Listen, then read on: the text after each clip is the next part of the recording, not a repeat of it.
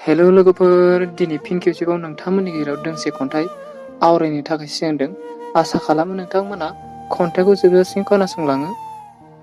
खन्थाइनि मुं आं दानिया दुखुजों दुगैनो मोजां मोनसै। लिरदोंमोन आंनो।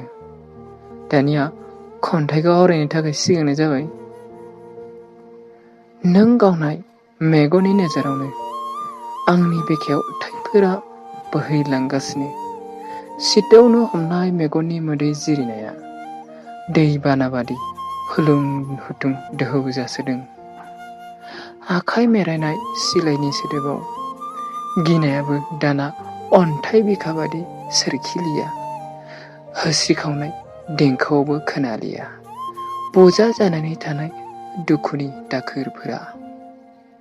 सानबायो आङो सम सम सोरखिनाय बिखायाव हागावसिला बादि लाद्रा खानाय दै सामा।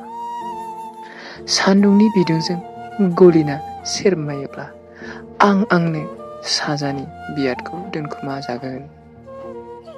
मिथिसेयावबो सुथुरनि सिबनाय दाहालफोरासो नों गावनाय गुलिनिख्रुइ आंखौ संखिहोयो। जेन गिलिर बिबाननि थफ्लाफोरा सुथुरनि नोजोराव दाथा मिदा जानानै गुमुर गैयै जाया। बेनिखायनो आङो सर' जानाय नुरोङै मुलुगावबो सोदोब गैयै जिलिरफोरा समनि फाखनाव उल्थांलाय फाल्थांनाय नख्रां नारसियो। जरा लानाय बिखायाव दुगैयो दुखुनि लैथोआव। गोजोननाय थाबाय नायगिरि बिथांमोनसिम।